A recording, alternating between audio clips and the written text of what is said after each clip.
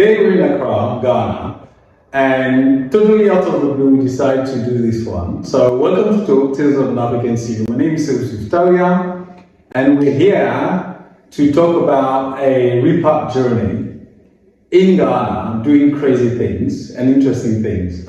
So Rachel, welcome to our channel. Thank you. So it's going to be very simple. The format is always the same: past, present, future, right?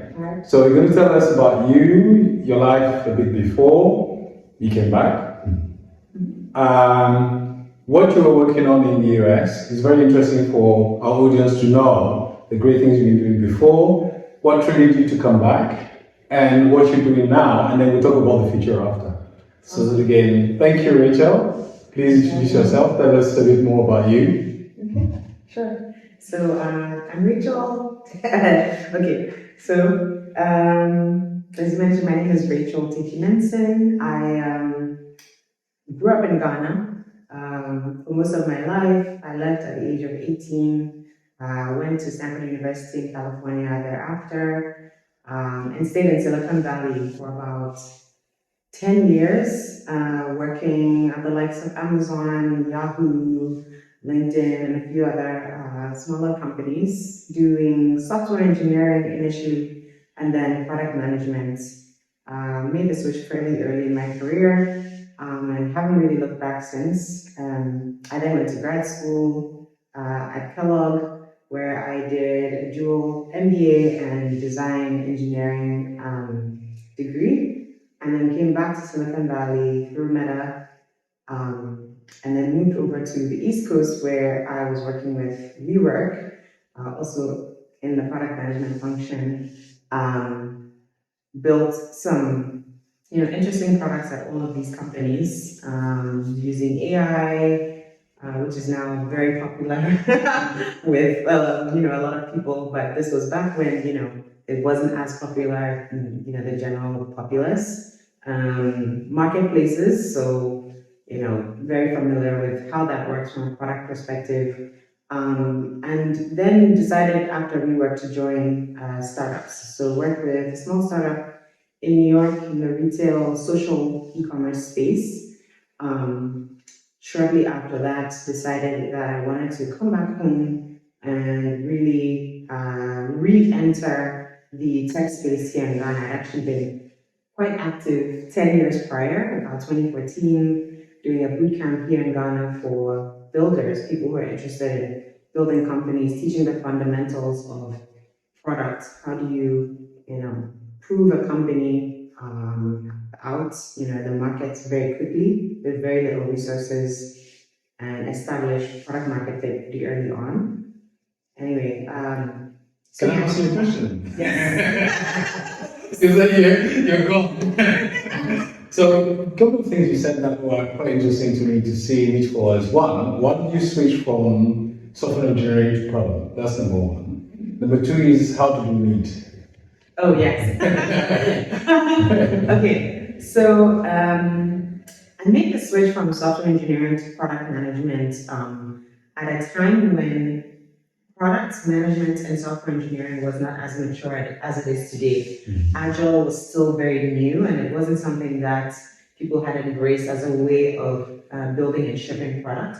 So as an engineer, I think you have to explain what Agile means. Okay, yeah, so Agile is basically a phenomenon that came out of, essentially it's a way of shipping products. So you can decide, how long it takes to basically ship certain features. And the idea is that these are short stints where there's a lot of interaction between the members of the team that are creating the products, the engineers, the products manager, and the designers.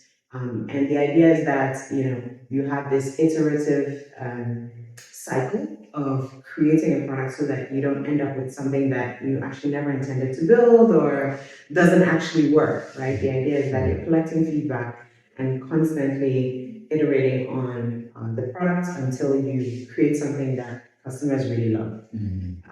And so that's what made you transition from software engineering to product or? Yes, so at the time, Agile was not something that was very popular.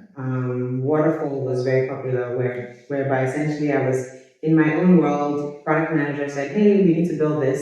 Go build it," and then I would be in my own world for like 3 months with no real communication about what we're building, why we're building it. Do customers like what we have so far or not? No feedback. And then 3 months later, product manager would see the product and say, can we change this? Can we do that? And that would just be yet another cycle of 3 months of building with no feedback and all that. And that was very frustrating for me as an engineer, a very hard way of working. It wasn't very collaborative. There was not a lot of opportunity to work with other engineers and designers and really the stakeholders of the product. So I thought it'd be interesting to transition to start to think about what that looks like, being more at the forefront of conversations. Yeah. What are we building? Why are we building this? What are the features that the customer need? Exactly. What are the pain points we're actually solving for? Does this make sense? Is there, what is the ROI here? And really crafting the story around the product and why we're building it. Excellent. So we know to go and see for anything product in Ghana. No, yeah. No, so maybe just a couple of questions around, how we met. Yeah, you can say it. Go on. Okay, so I discovered, I was browsing on LinkedIn and I just attended Tech in Ghana. Which I also attended actually. Okay, we actually didn't meet in person. Yeah. And so was browsing and found, a talk or I guess an introduction you were doing about your ventures and thought, you were an interesting person to connect with, and so reached out via LinkedIn, and that was it. He was gracious to take my request to meet, and so here we are. Yeah. So, please don't hesitate to reach out whenever you want some information. Honestly, we're very open to bring people on board, especially outstanding founders like you. Thank you. So, this was so far you having a career in the US, major companies, building your track record, personal skills, etc. And then what is the trigger for Ghana? Yeah. First of all, Ghana is home, right? So I have ties here to people I care about, communities that I care about. As I mentioned, I dabbled in the tech community here 10 years prior and really enjoyed, the experience that I had. I saw the potential in people, but also the opportunities that surround us. And I thought, I'm sitting in the US solving US problems.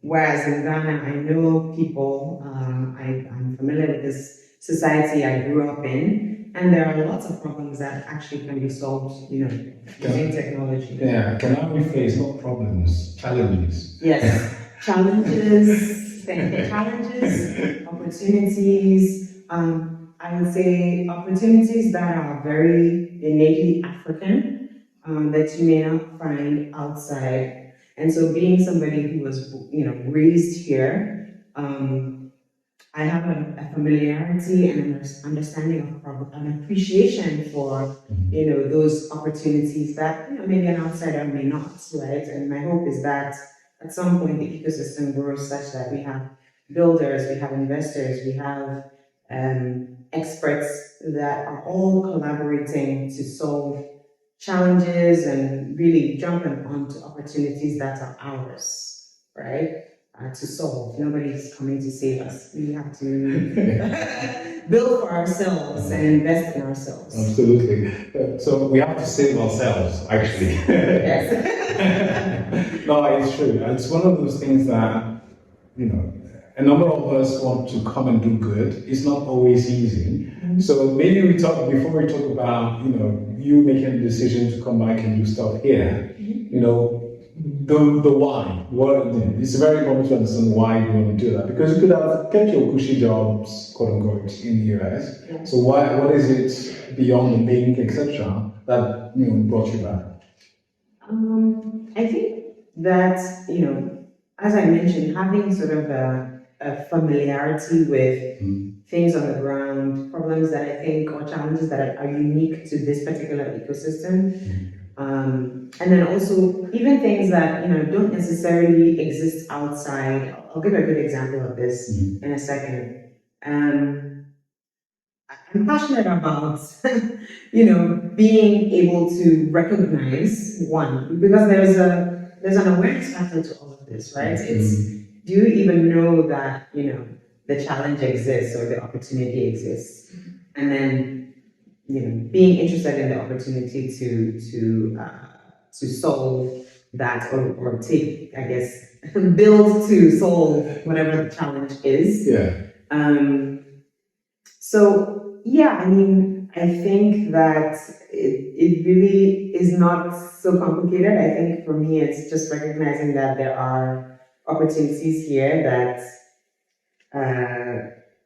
I'm uniquely positioned to identify and solve. Yeah, and I'm generally a very creative person, a problem solver. I enjoy the process of creating things from scratch, and what better place to do that, than in Africa, where again I'm uniquely positioned to see the opportunities where others are not.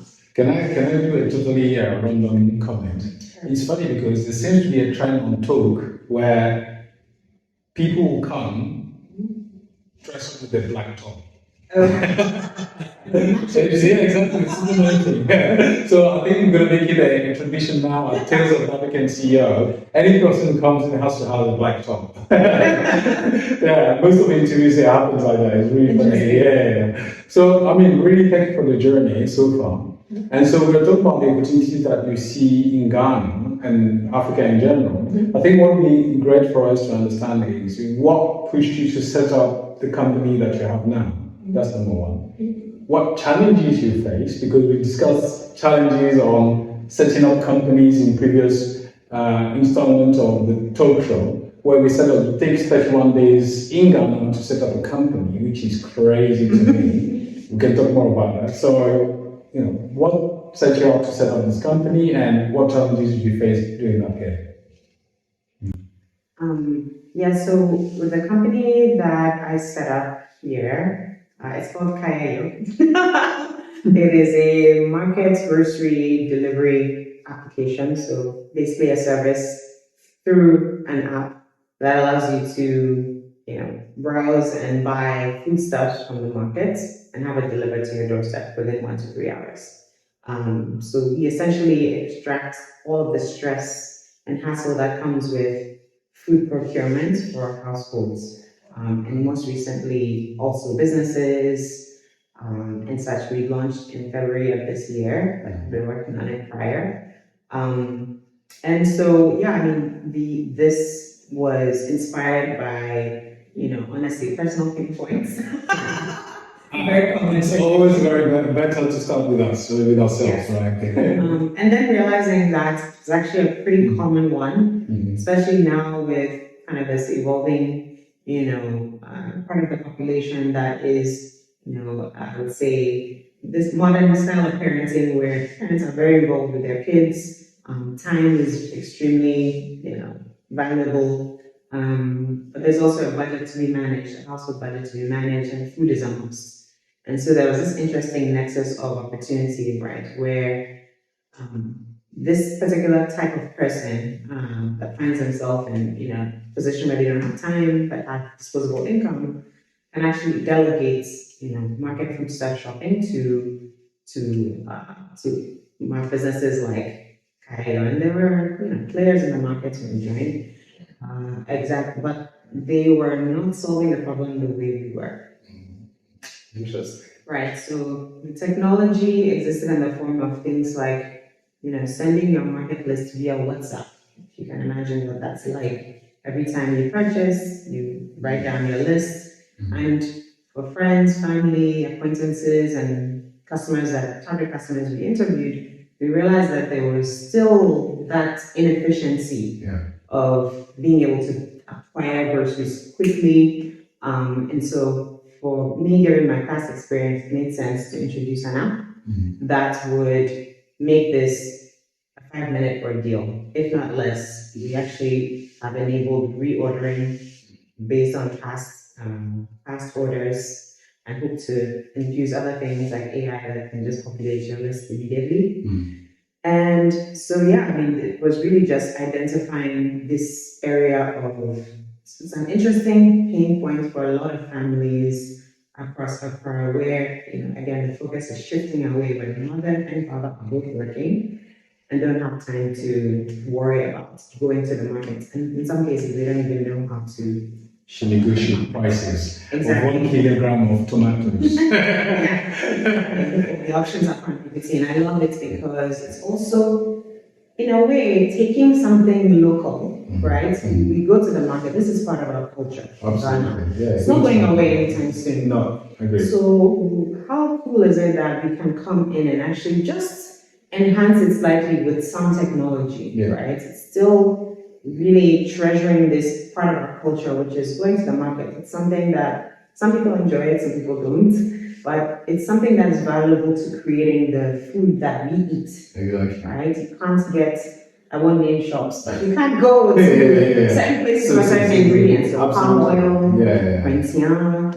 all those things that are local to us. Exactly. And so there is also a preservation of culture in infusing technology into our ecosystem, and improving something that is ours. It's truly cultural, and then gets it to the next level as well. We're not going to get into our friends from Nigeria about jollof wars between Ghana and Kenya in terms of ingredient here, so we'll move on. But I think one interesting point is to also kind of understand,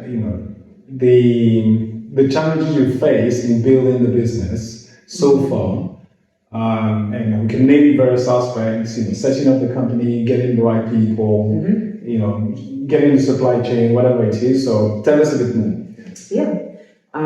So, I mean, as you mentioned, I think setup for sure presented some challenges. The length of time of, business registration, acquiring also the equipment that we need in order to do, what we do. I would say things like rent, right? If you're in a place like the US, you have the ability to flex on that, right? You can say, okay, month to month, this is an expense that, you can depreciate in such a way that it makes sense as the business grows. Whereas in Ghana, it's cost prohibitive. You are expected to pay rent upfront for 2 years. So if you're doing anything that requires some level of capital, things that can be very capital intensive, because understandably, everybody in the ecosystem is trying to de-risk, right, their area. And so as a business owner, you end up sort of bearing all of that risk, and it can be prohibitive if you're not, you don't have this cash, right, to operate. And so really understanding how to get all of these things in line and making sure that you have some cash to front to set up is something that you need to ensure. I would then say the second thing, and probably even more important, is actually the people aspect, hiring. So the understanding of, working at a startup, what does that entail? Everybody's sort of wearing different hats at different points. And I think that the nice thing about that actually is that, through Kayayo, we've been able to create an environment where people are starting to understand work a little bit differently. Like, I can see the growth in the employees that I have, understanding like the value of customer service. This is really important for us. Something I learned in the States and that I love and want to stick with. I think it's something we can benefit from here. Absolutely. Of course, not everything we can import, but it's one of the things I think we can. And people appreciate that. If anything, we had one customer say that I choose you over others just because of customer service. So it's a huge part of our skill factor, if you will, right? Portfolio for our employees. What else? I think, now we're at a point where we're looking at expanding. Right? We've been operating in Accra for about 10 months. And it's growing, but we want to grow and we want to grow faster beyond the borders of Accra, right? Hopefully, gets more cities, Kumasi, Tamale, across Ghana, and then hopefully into, the continent, the rest of the continent. That was always the vision. Thank you for those insights. I think maybe on the journey, all the things that you said seems all good and well. Do you have any like one or two horror stories that we can hear about that you can relate to us? Number one, Yeah. and then the same thing. One or two stories about really outstanding successes, maybe feedback from customers you mentioned, or something else that surprised you in a very positive way. Let's start with the negative, or at least something a bit. Yeah. I have a story. So I remember when we first started, we'd probably been operating for about a month to 2 months at this point, and we deliver all around Accra. And as part of being in this ecosystem and being a product person, like, I'm very sensitive to the fact that cash is something that we have to enable, right? So we do through our app accept card payments, Momo, but we also do cash on delivery, right? And this is Not a good idea. Not a good idea. It's a substantial part of our business, and I'll tell you what the horror story here. So, and you probably can already guess, but what happened was we had an order somewhere in Tema, and it was for a significant number of things. And the person had signed up, and it looked like they'd been trying. We could see this on the back end. They had tried to, navigate the app and figure out, what they were going to order. Probably over a period of time. And this is what we call high intent. The person was working on an order, ultimately submitted the order. And so we purchased the items. Of course, our promise is to deliver within 1 to 3 hours. Our rider got there, called, the person picked up, and said, I was just testing the app, and hung up. And so we had all these goods that we purchased, on our dime. Unbelievable. Yeah. And we knew exactly where the person lived, we had the name, contact information, and everything. And we could have taken this a completely different route, right? Because we do have terms of service and all of that. Yeah. I actually forgot to mention, it's one of the things you should be careful about. Yeah. What are your terms of service, and what can you go after versus not legally even? So ultimately, ate the cost, but it decided to start to enforce something that has actually worked really well for us now, which is really just call the customer and confirm. And for whatever reason, that verbal confirmation of, I did place an order, I'm here, and I would like the goods, and I'll pay on delivery. Particularly for those first-time customers, we take that chance. We haven't had that happen since. Again, And it's been 10 months now. Have you banned that customer from the platform? Yeah. Yes. Yeah. Yes. Is there completely now doesn't stop them from signing for the different phone number and name. Yes. So that has its limits. Yeah. But so that was one. Can I suggest a product improvement just now? Sure. Maybe you should take the Ghana card ID when they order as a KYC, and they can connect you with the companies and do KYC for you. Yeah. We thought about this. So we do that for employees, but for customers, in terms now that we're in sort of growth stage and trying to get as many people onto the platform, part of, I think the first thing exactly. But something to consider. Excellent. That was a bit tricky, So good stories then. Honestly, I think our happiest moment as a company have been end of month. We look at our numbers every day, and I'll say two things. None that are particularly specific to any, but I'll tell you two things we love to see.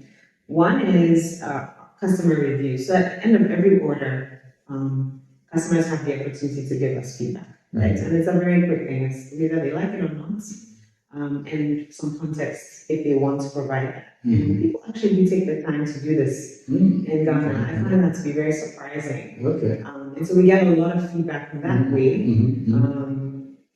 positive and negative, to give us ideas for how to improve or things you'd like to see later, or really just whether they appreciated it or not. And more often than not, Especially when folks make their first order, they're like quite impressed at the quality of produce, the into-swore, the extra that they get because we do heavily negotiate on their behalf. Right? The idea is to mimic what you would experience in the market without you having to go. The famous hiking in the market. Absolutely, very important. The speed of delivery, packaging. People love packaging. These are of paper. To be sustainable, and generally just having an efficient ordering process, right? You realize how convenient it is when you shrink the process down to just 5 minutes versus a day.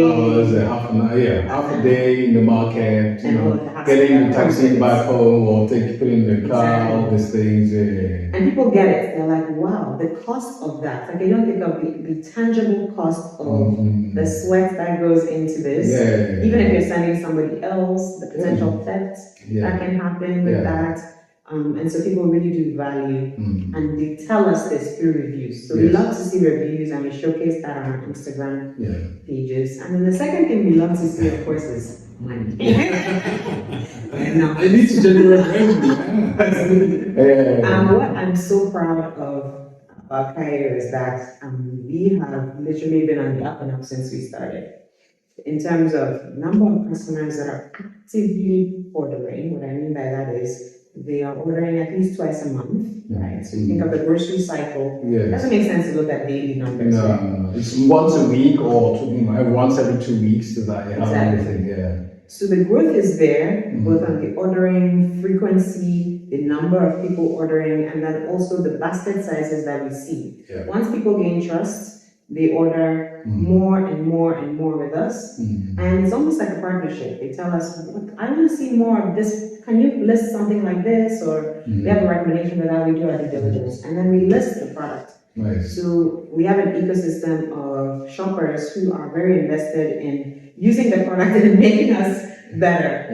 But we see it reflected also in numbers. I think it's a testament to really being dedicated to your customer and seeing the benefits of that in true, I was going to say dollars, right? Cities. It's money, still money, like revenue generating. So your post revenue. Yes. Exactly. Can I tell you one more challenge actually, because I forgot about this? The CD. Okay. We're going to start this on the journey. We go on. So 1,000 CDs for us at the beginning of the year is now worth 600 CDs. Okay. Dollar change. Yeah. So that makes stuff, it's hard to show kind of growth when you start to convert things because the value of the currency, what you can purchase per CD is just tremendously different.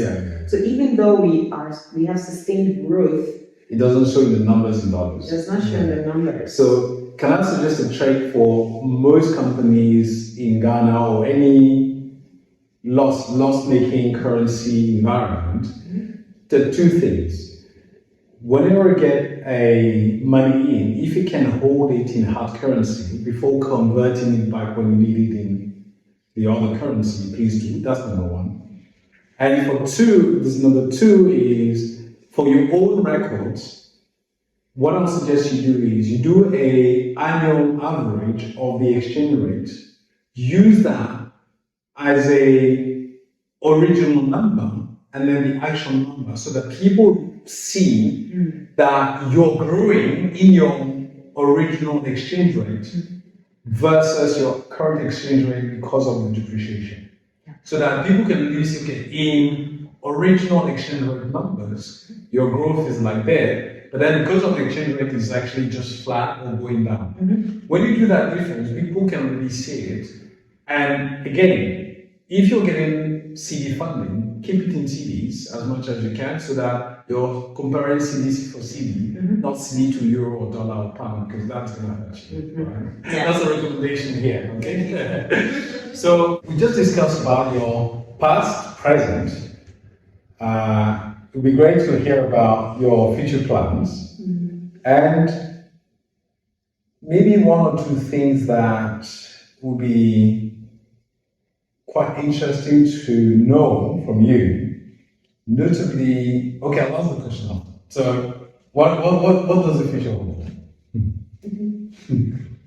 If I was a fortune teller, I would say that I'll tell you what my potential aspirations are, right? Yeah. So, I envision a world where, you know,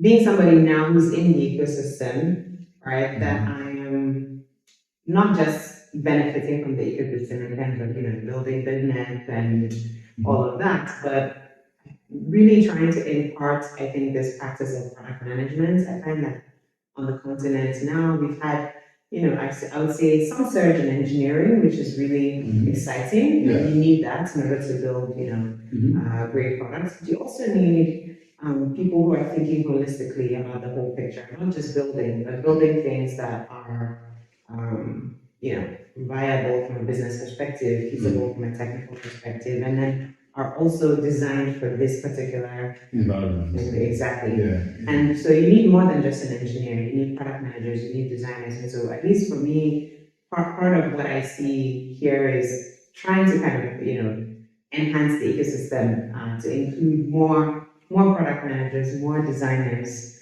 on the ground who can really bring this. I would say. Just a different way of thinking about business. And I think it really is to the advantage of the ecosystem broadly, because then we can create products that I think are more interesting to other players in the space, right? Investors, even for folks that are with some of our larger problems, right, around infrastructure and energy and agriculture and healthcare, really start to bring some of those solutions that make sense in those spaces that still have a business viability and technical feasibility, right? So I see myself as I am a community builder at heart. Wherever I've been in my life, I have created and tried to create and sustain, community. And so now I find myself after 10 years of trying to do it, in Ghana and leaving, and now coming back, trying to resuscitate that environment, reconnecting with folks here, and meeting new people as well. So that's a long game, but ultimately hope to create something that I think embodies true technological excellence, like at the service of, Africa and our, I guess,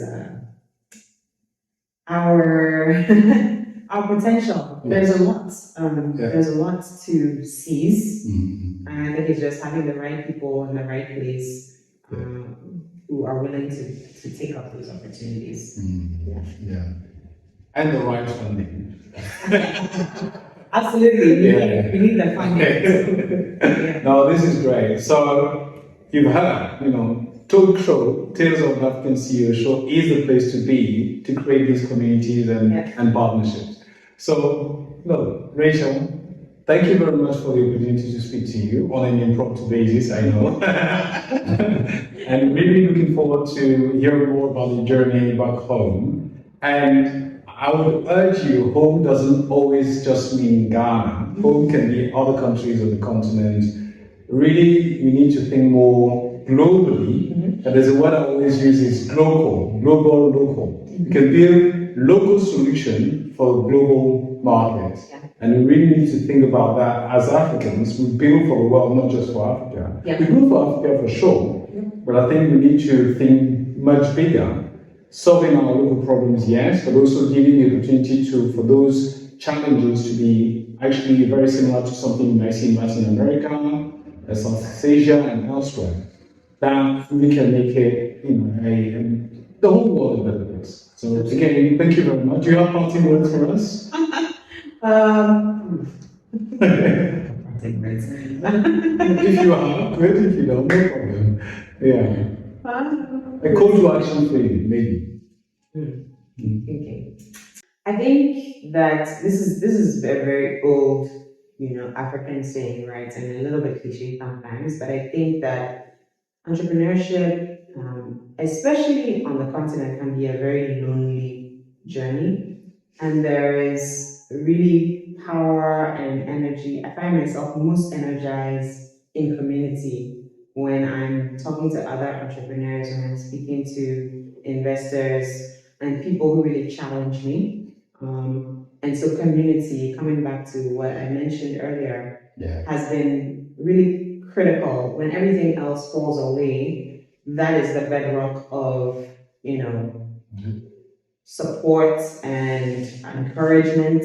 And sometimes that's all you need to just keep going. And so I see that as a precursor to what I'm about to say, which is to keep going, to not be discouraged, to seek out mentorship and collaboration and partnership, even in thinking, because it really does go a long way. And to play the long game, I would say, we have a lot of things that we need to solve here and a lot of opportunities that we can take advantage of as entrepreneurs and business people. And so playing the long game, thinking big, as you mentioned, are all things that I think can ultimately be motivators for staying in the game and not giving up in the face of challenges.